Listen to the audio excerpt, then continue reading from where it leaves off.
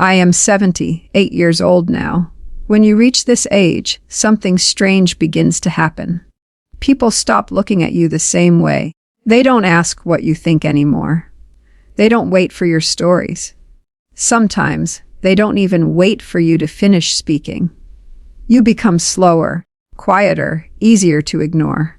And one day, without warning, you realize you have become invisible inside your own family.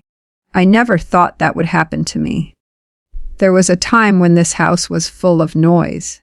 My children used to run through the hallway with muddy shoes, while my wife yelled from the kitchen for them to slow down before they broke something. Christmas mornings were chaos. Thanksgiving dinners lasted all day. I worked hard my entire life to build those memories. I missed birthdays because of overtime shifts. I drove old cars so my children could go to good schools. I skipped vacations so they could have new clothes and better opportunities. And I never regretted any of it. Not once. Because when you are a parent, your children become your heartbeat. Their pain becomes your pain. Their joy becomes your joy. You tell yourself that one day, when you are older, all the sacrifices will mean something. You imagine sitting on the porch while your grandchildren laugh in the yard. You picture Sunday dinners filled with love. You believe your family will hold you close when your body becomes weak. That is what I believed. But life does not always end the way we imagine. 3 years ago, after my wife passed away, the silence inside this house became unbearable. 52 years of marriage, gone in a single hospital room. I still remember holding her hand when the machine stopped beeping. I remember the nurse gently touching my shoulder. I remember walking out of that hospital feeling like half my soul had been left behind. People tell you time heals grief. It does not. Time only teaches you how to carry it. After the funeral, everyone promised they would stay close. My children hugged me tightly and said, "Dad, you'll never be alone." But little by little, life pulled them away. At first, they called every day, then every week, then only when they needed something. "Dad, can you help with the down payment? Dad, can you babysit? Dad, can you lend me some money until next month?" I always said yes, because fathers do that. Even old fathers, especially old fathers. One evening, my oldest son came over with his wife.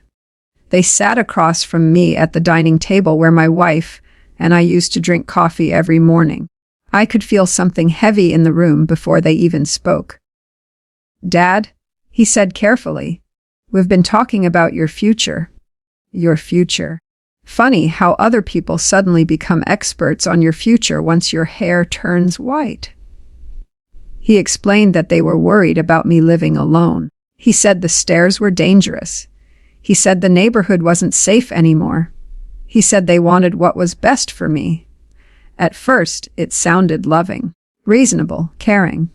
But then the conversation changed. Maybe it's time to sell the house. Sell the house. The same house I spent 40 years paying for. The same house where my daughter took her first steps.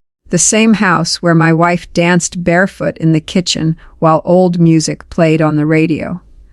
The same house where every wall carried a memory. I looked around the room while he spoke, and suddenly I understood something terrifying. To him, this house was property. To me, it was my entire life. I asked quietly, "And where would I go?" He exchanged a glance with his wife before answering. "There are some really nice senior communities now." Senior communities. Such polite words for loneliness. He kept talking about activities, safety, medical staff, and convenience. But I stopped hearing him. Because deep inside, I realized something painful. My children no longer saw me as their father. They saw me as a problem to solve.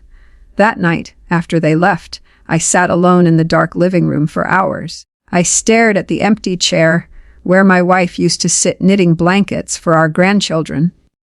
The silence felt heavier than ever before. And then something happened that broke my heart completely. My granddaughter called me. She was only 10 years old. "Grandpa," she asked innocently, "Mom says you might move away. Are you dying?" I could not speak for several seconds. Because children always tell the truth adults try to hide. To them, old people disappear. One day they are here, the next day they are gone. I told her softly, "No, sweetheart, Grandpa's still here." But after we hung up, I cried harder than I had cried since my wife died. Not because I was angry, not because I was afraid, but because I suddenly understood how easily elderly people lose everything they spent their whole lives building. It does not happen all at once. That is the cruel part. It happens slowly, one decision at a time, one conversation at a time, we're just trying to help at a time. Until one day you wake up and realize you no longer control your own life. And if you are watching this today, whether you are 78 or 48, I need you to hear me carefully. Whatever you do, do not give away your independence too quickly. Do not surrender your voice because people call it help. And most importantly, do not let your children make you feel like your life no longer belongs to you. Because once people begin deciding where you should live, what you should keep, how you should spend your money, and what kind of future you deserve, it becomes very difficult to take your life back. I learned that too late, and what happened next nearly destroyed my family forever. Aging does something to your pride that no one warns you about. When you are young, people need you. Your hands fix problems. Your voice carries authority. Your decisions matter. Your family looks to you for strength. But when you grow old, especially after retirement, the world slowly begins to treat you differently. You notice it in small moments first. A cashier speaks to your son instead of speaking to you. A doctor explains your health while looking at your daughter. Someone grabs your arm to help. You walk when you never asked for help. At first, you ignore it. You tell yourself people mean well. But after a while, you begin to feel something painful growing inside you. You begin to feel reduced, smaller, like the world has quietly decided your best years are over. That is exactly how my life started changing after my children began discussing what they called the next stage of my life. I hated those words. The next stage, as if I was no longer a man with dreams, memories, routines, and dignity, as if I had become a project. For weeks after that dinner conversation, my children suddenly became very interested in my daily life. They called constantly. "Dad, did you take your medication? Dad, are you eating enough? Dad, maybe you shouldn't drive at night anymore. Dad, maybe it's time to simplify things." Simplify things. Funny how that phrase always seems to mean older people should own less, do less, expect less, and slowly disappear from the center of their own lives. One Saturday afternoon, my daughter came over carrying grocery bags. She kissed my cheek and began cleaning my kitchen without asking. At first, I appreciated it. She organized cabinets, wiped counters, and threw away expired food. But then she opened the drawer beside the refrigerator, the drawer my wife used for years. Inside were old handwritten recipes, birthday cards, tiny drawings from our grandchildren, and folded notes my wife used to leave me before work. Little things most people would call junk. My daughter picked up a stack of yellow papers and said casually, "Dad, we should probably throw some of this away." Throw some of this away. I felt something tighten inside my chest. I walked over quietly and took the papers from her hands. "That's your mother's handwriting," I said softly. She looked uncomfortable for a moment. Then she sighed. "Dad, you can't keep everything forever." I know she did not mean to hurt me. But pain does not care about intentions, because what she saw was clutter. What I saw was love that no longer existed anywhere else on earth. That night after she left, I sat at the kitchen table holding one of my wife's old recipes for peach pie. There were tiny flour stains on the paper from years ago. In the corner, she had written, "Too much cinnamon last time. Don't forget."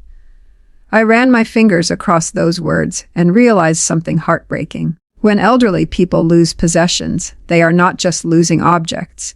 They are losing pieces of themselves. Every chair, every photograph, every crack in the wall, every old sweater hanging in the closet.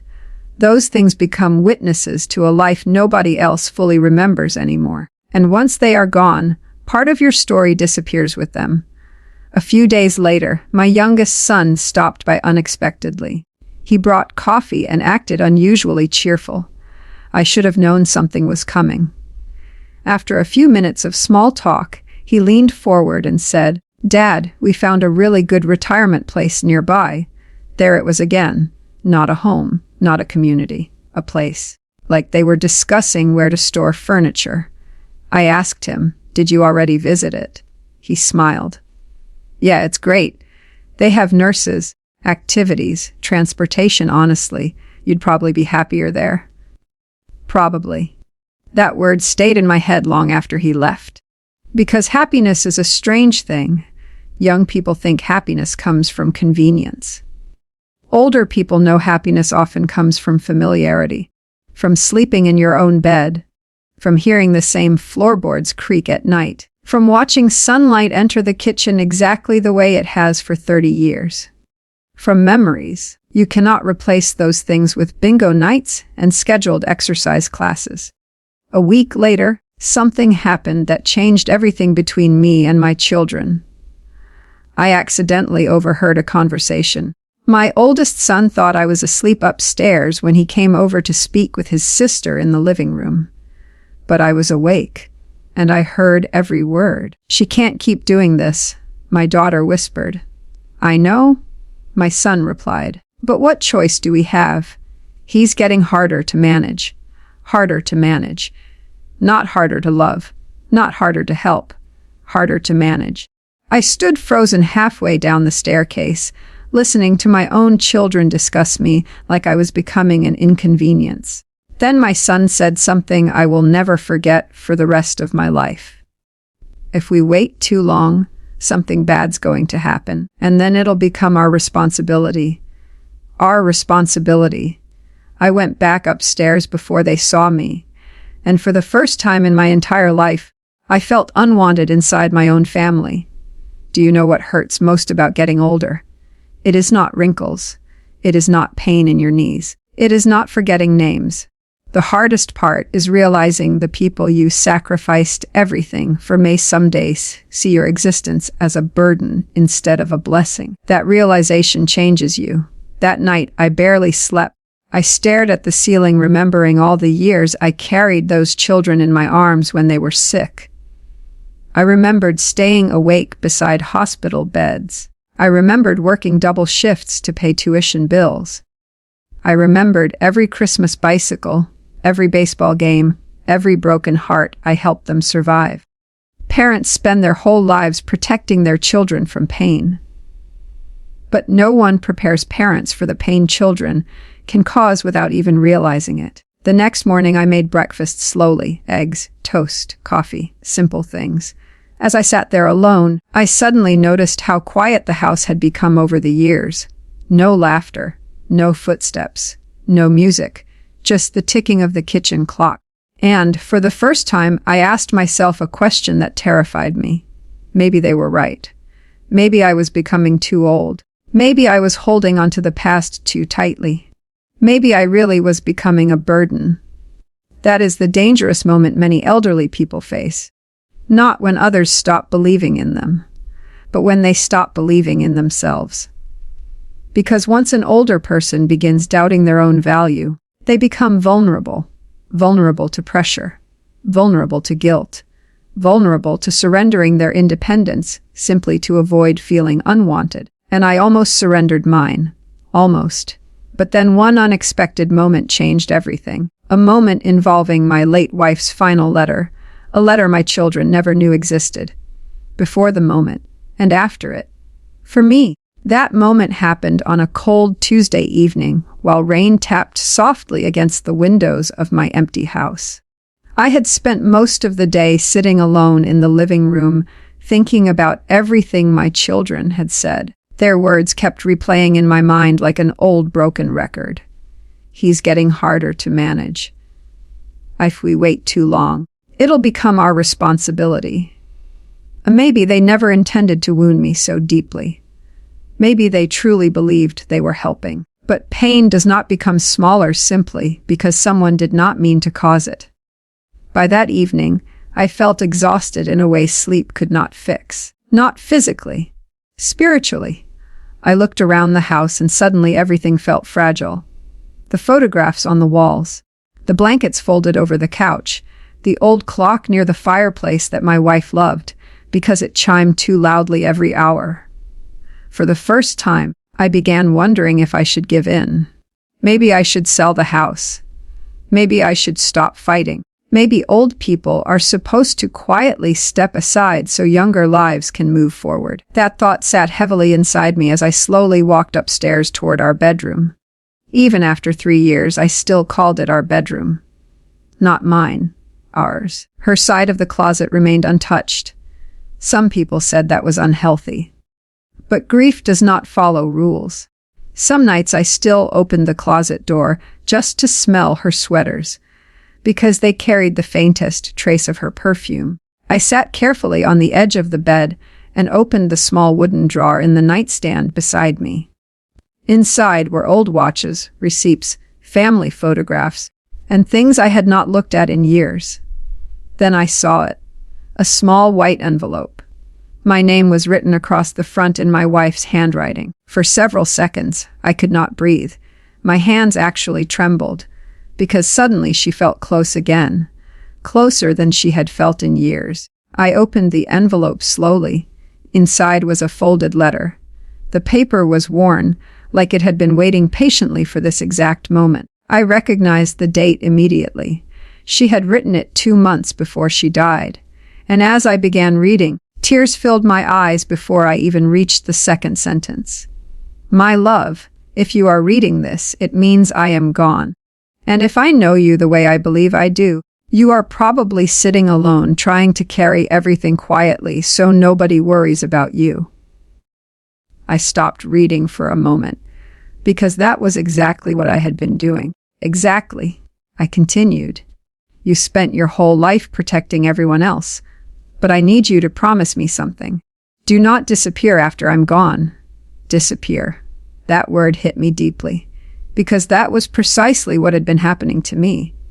Little by little, conversation by conversation, decision by decision, I kept reading through tears. Your kindness is beautiful, but sometimes it makes you surrender too much of yourself for the comfort of others. Promise me you will not let anyone treat your life like it no longer belongs to you. I covered my mouth with my hand and cried harder than I had cried in years, because somehow my wife understood exactly what would happen after she was gone. She knew me better than anyone ever could. The letter continued. I know the children will worry about you. Let them love you. But never confuse love with control. There is a difference. That sentence changed something inside me. Love with control. There is a difference. Suddenly, I realized something important. My children were not evil people. They were afraid of losing me, afraid of responsibility, afraid of watching old age happen up close. And fear makes people controlling sometimes, especially when they believe they know what is best. But my wife was right. Concern does not give someone ownership over your dignity. I kept reading. You are still the same man I fell in love with. Age does not erase your value. Wrinkles do not erase wisdom. Slower steps do not erase a lifetime of strength. By then I could barely see the page through my tears. For months, maybe years, I had slowly allowed myself to believe I was becoming less important because my body was older. But her words reminded me of something the world often forgets. Old age is not failure. It is survival. Every wrinkle carries a story. Every gray hair carries experience. Every scar carries proof that you kept going. The final part of the letter shattered me completely. If someday you feel unwanted, remember this clearly: you built a life, a family, and a home with your own hands. Never let anyone make you feel like you are taking up space in a world you helped create. I placed the letter against my chest and wept. Not polite tears, Not quiet tears, the kind of crying that comes from the deepest part of the soul. Because for the first time since my wife died, I no longer felt completely alone. Her voice had reached me again, and with it came clarity. I finally understood what had truly been hurting me. It was not the idea of aging. It was the feeling of losing control over my own existence. There is a huge difference between receiving help and surrendering your identity. Older people deserve support, but they also deserve respect. And too often, families confuse protection with permission to take over someone's life. The next morning, I woke up differently.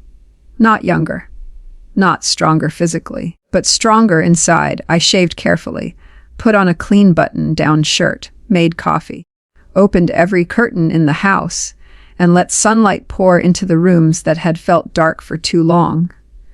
Then I did something I had not done in months. I drove myself to the park where my wife and I used to walk every Sunday. I sat on a bench watching children run across the grass while parents laughed nearby. The air smelled like fresh rain and cut grass. Birds moved between the trees while an old man nearby fed pieces of bread to pigeons. And for the first time in a long while, I did not feel like life was ending. I felt like life was still mine. Later that afternoon, my daughter called. "Dad," she said carefully, "your brother told me you drove somewhere today." I smiled softly. "Yes," I replied. There was a pause. Then she said quietly, "You shouldn't be driving alone." Old me would have apologized. Old me would have felt guilty. But something inside me had changed. "I appreciate your concern," I told her calmly. "But I am still capable of deciding some things for myself." Silence filled the phone. Not angry silence.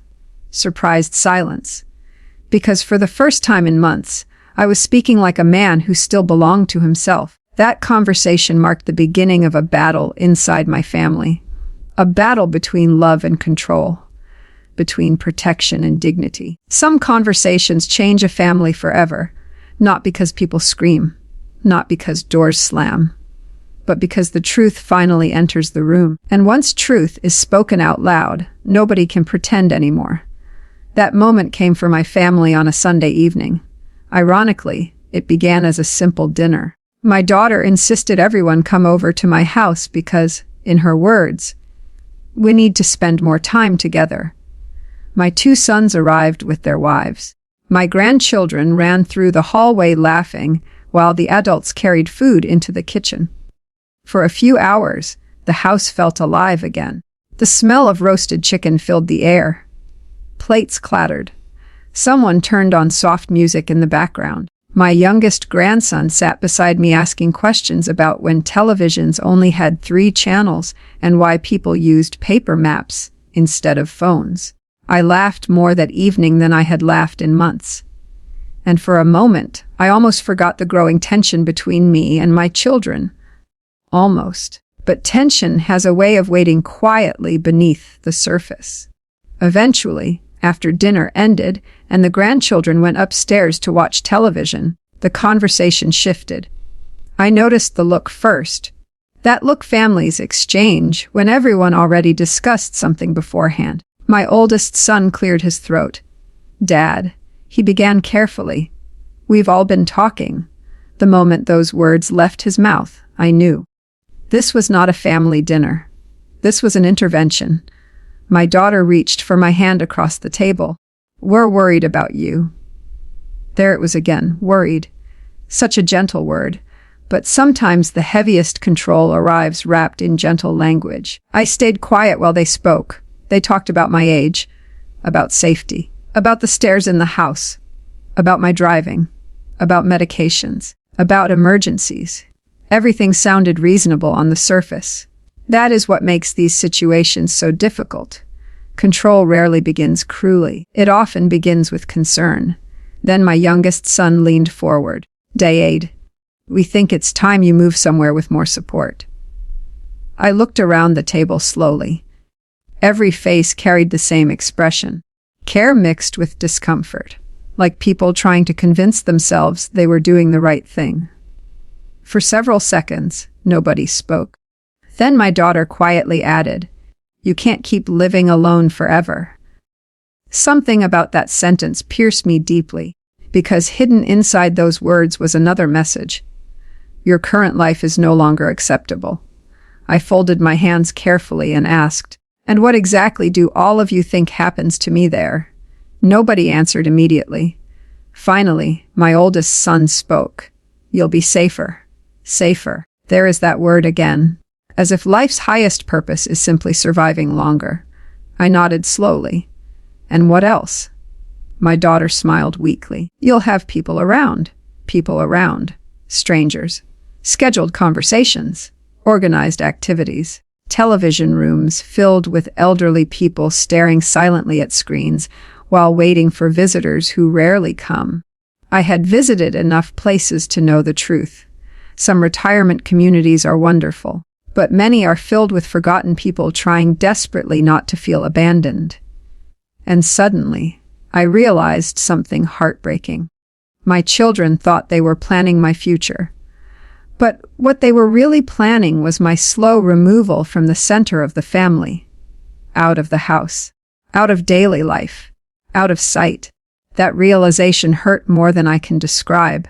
I stood up slowly from the table and walked toward the living room. Above the fireplace hung a large family photograph taken nearly 20 years earlier.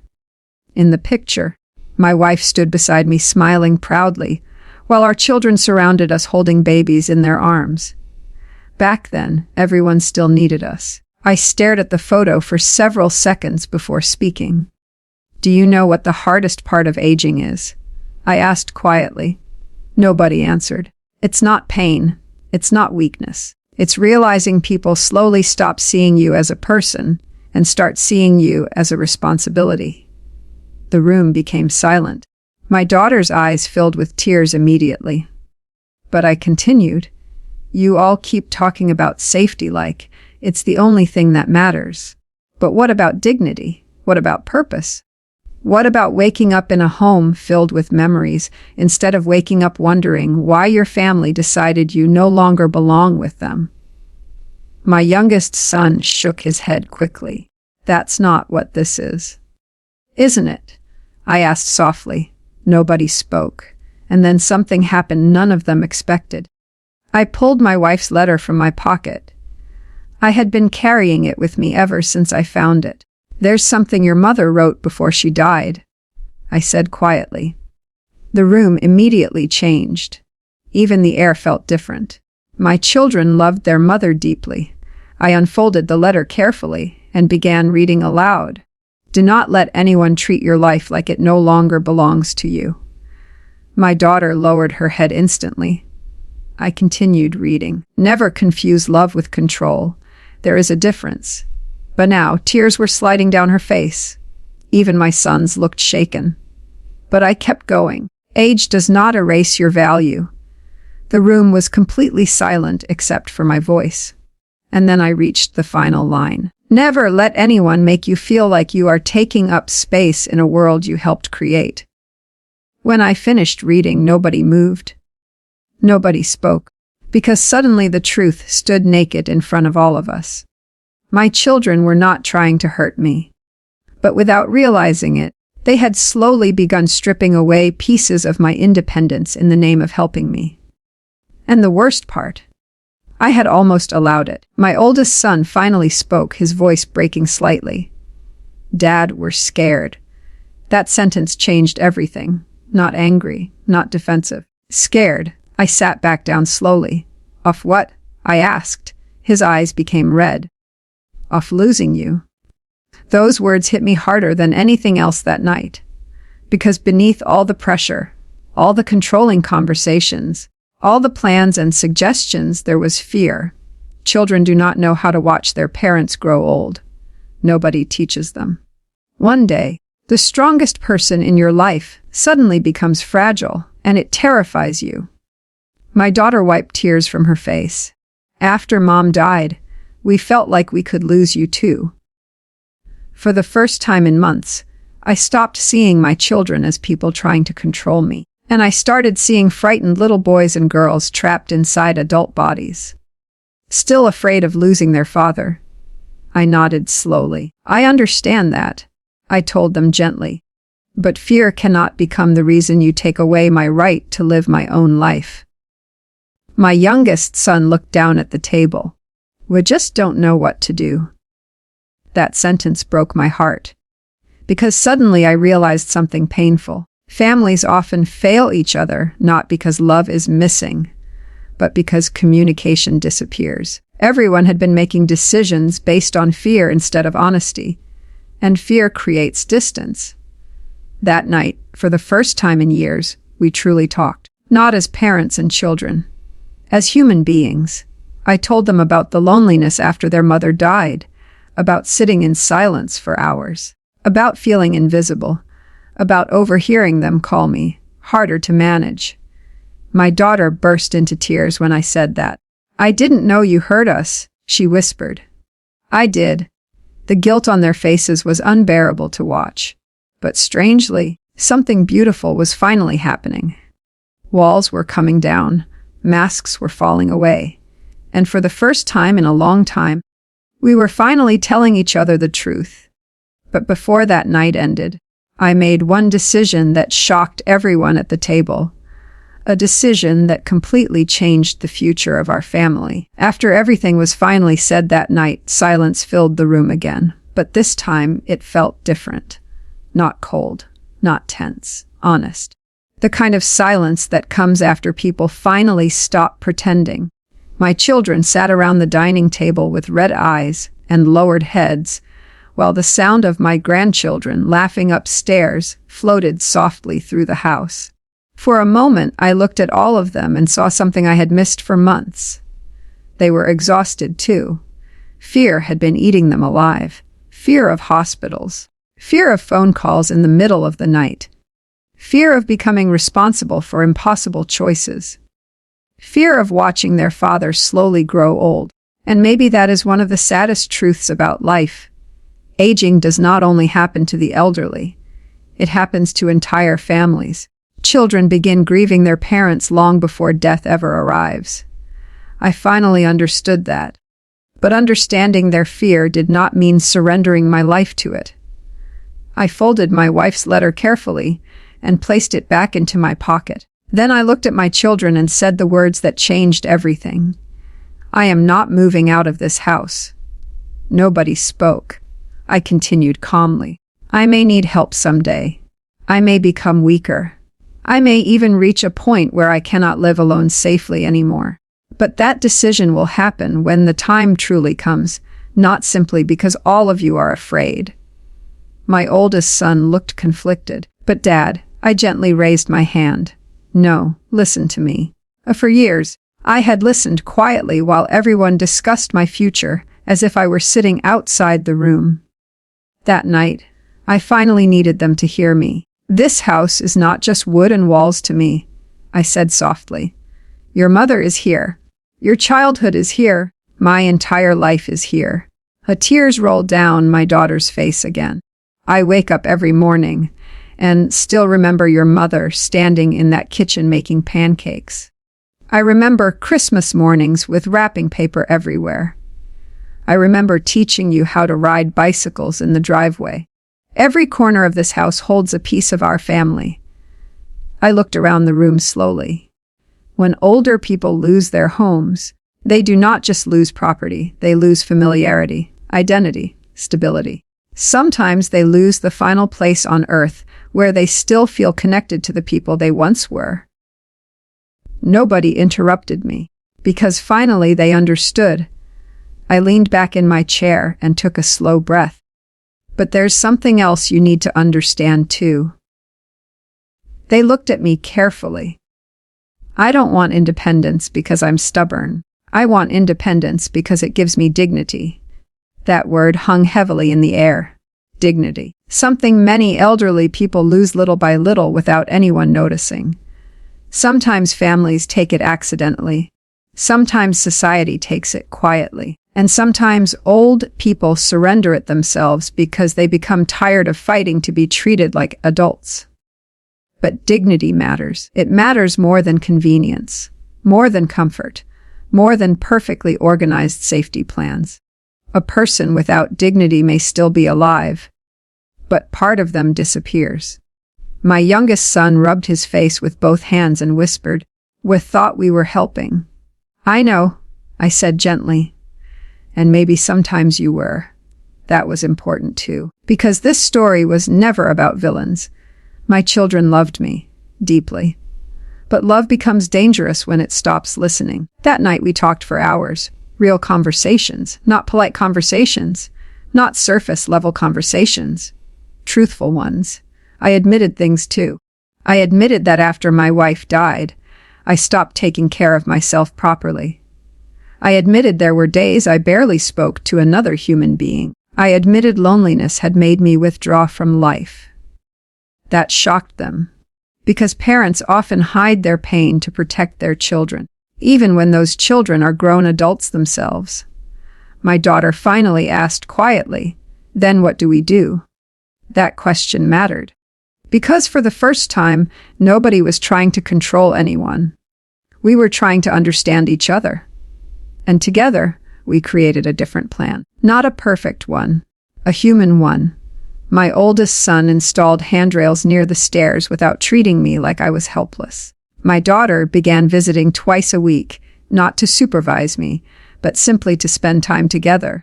My youngest son taught me how to use video calling properly so I could talk to my grandchildren whenever I wanted. And something unexpected happened after that night. My family became closer than we had been in years, not because we avoided difficult conversations, but because we finally faced them honestly. A few weeks later, my granddaughter came over after school, carrying a small cardboard box. "Grandpa," she said excitedly, "I made something for you." Inside the box were dozens of handwritten notes. One said, "Tell me your favorite memory." Another said, "What was Mom like when she was little?" Another simply said, "I love being at your house." I looked at those little papers and suddenly realized something powerful. Children do not care about perfection. They care about presence. And maybe that is what older people truly fear losing. Not life itself. Connection. Being forgotten while still alive. That evening, my granddaughter and I sat together at the kitchen table for nearly 2 hours while I answered every question inside that box. I told her stories about her grandmother dancing barefoot in the living room. Stories about her mother getting caught sneaking cookies before dinner. Stories about life before cell phones, before internet, before the world moved so fast. And while she laughed, I noticed something beautiful. My memory still had value. My life still had purpose. My voice still mattered. That night, after everyone left, I stood alone in the living room staring at the family photograph above the fireplace again. But this time, something felt different. For months, I had been terrified of becoming invisible, terrified of becoming a burden, terrified of slowly disappearing from my own family while still breathing. But now I understood something important. Growing old is not the tragedy. The real tragedy is when elderly people stop feeling seen, heard, respected, and needed. That is what destroys people. Not wrinkles, not slower steps, loneliness, loss of dignity, loss of purpose. And if you are watching this today, whether you are old, middle-aged, or young, I want you to remember something very carefully. One day, if life is kind enough, you will grow old too. And when that day comes, you will not just need medication and doctor appointments. You will need patience, respect, conversation, purpose, and love that does not make you feel disposable. If your parents are still alive, please do not wait until a funeral to appreciate them. Sit with them. Listen to their stories. Ask questions. Make them feel included in life instead of slowly pushing them to the edges of it. Because elderly people do not always say when their hearts are breaking. Sometimes they simply become quieter. And if you are an older person listening to me right now, hear this clearly: your life still matters. Your memories matter. Your presence matters. You are not taking up space. You are part of the foundation that built the lives around you. Never forget that. As for me, I still live in the same house. The stairs creak louder now. The mornings are quieter, and some nights still feel painfully lonely without my wife beside me. But every Sunday, my family comes over for dinner again. The grandchildren fill the hallways with noise. My daughter helps me cook. My sons sit with me on the porch afterward while the sun goes down. And sometimes, when laughter fills this old house again, I close my eyes for a moment and almost feel my wife standing beside me smiling softly, as if she already knew we would find our way back to each other. If you have stayed with me until this moment, then maybe something inside this story touched your heart. Maybe you are an older person who quietly feels forgotten inside your own family. Maybe you are a son or daughter trying your best to care for aging parents while secretly feeling overwhelmed and afraid. Or maybe you are simply someone who never realized how lonely growing old can become. Whatever brought you here, I want to speak to you one final time, not as a storyteller, but as a human being who has lived long enough to understand what truly matters. At 78 years old, I have learned something most people discover far too late. Life is not measured by money, not by achievements, not by status, not even by how long you live. Life is measured by connection, by the people who sit beside you when the world becomes quiet, by the voices that still call your name with love, by whether your heart feels seen or abandoned. When people are young, they think aging is mostly physical. They fear wrinkles, gray hair, slower movement, sickness. But aging is far more emotional than physical. The real pain of growing old is watching the world slowly move faster without you. Conversations become shorter. Visits become rarer. Phones stop ringing as much. People begin speaking around you instead of with you. And one day, you realize something terrifying. You are still alive, but people have already started treating you like a memory. That feeling destroys many elderly people silently, not because they are weak, but because human beings were never created to feel unnecessary. And this is why I made this video. Not to blame children, not to create anger between families, but to open hearts before it is too late. Because most families are not cruel. Most families are simply busy, stressed, distracted, and emotionally unprepared for aging. Children grow up seeing parents as permanent, strong, capable, protective. Then suddenly the roles begin changing, and fear enters everyone's heart. The children panic. The parents feel humiliated. And without honest communication, love slowly becomes mixed with control, resentment, guilt, and silence. I almost lost my relationship with my own children because none of us truly spoke from the heart. They thought they were protecting me. I thought they were replacing me. The truth was somewhere in the middle. Fear had trapped all of us.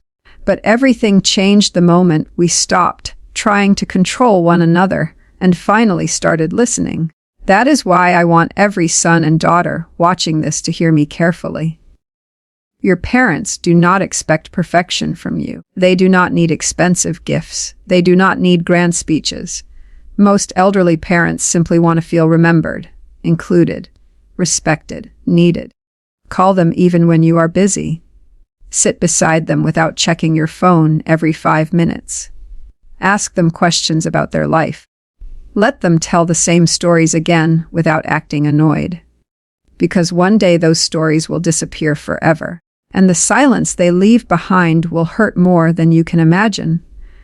There are people right now sitting alone in quiet houses, staring at old photographs, praying their children remember to call. There are elderly fathers eating dinner in silence every night. There are mothers pretending they are fine because they do not want to feel like a burden. There are grandparents counting the days between visits. And perhaps the saddest part of all, many of them spent their entire lives sacrificing everything for the people who slowly stopped making time for them. Please do not let love become something people only express at funerals. Do it now. While voices still answer the phone, while hugs are still possible, while there is still time to repair misunderstandings. And to every older person listening right now, please hear this with your whole heart. You are not useless because you are aging. You are not less valuable because your body has changed. You are not a burden because you need help sometimes. You are still worthy of dignity, respect, patience, and love. Never let the world convince you otherwise. You survived decades people know nothing about. You endured heartbreak, sacrifice, sleepless nights, financial struggles, grief, disappointments, and responsibilities younger generations cannot even imagine yet. Your wrinkles are proof of survival. Your stories are living history. Your existence still matters deeply.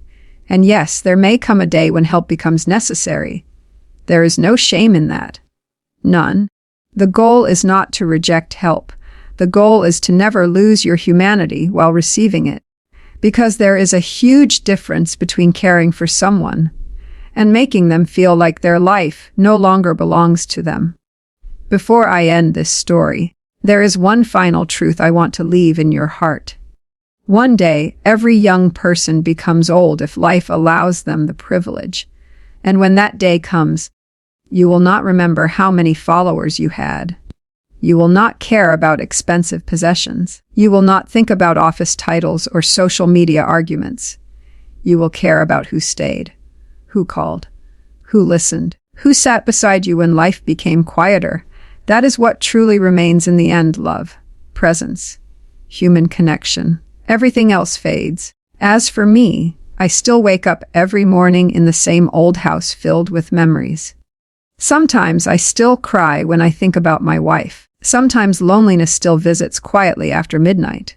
But now, when my grandchildren run through these hallways laughing, when my children sit around the dinner table again, when I hear life filling these rooms once more, I no longer feel invisible. And maybe that is all any human being truly wants in the end. Not to be forgotten, not to be treated like a burden, but simply to feel that their life still matters to someone. So before you leave today, hug your parents a little longer. Call your grandparents. Forgive what can still be forgiven. Speak kindly while people are still here to hear it.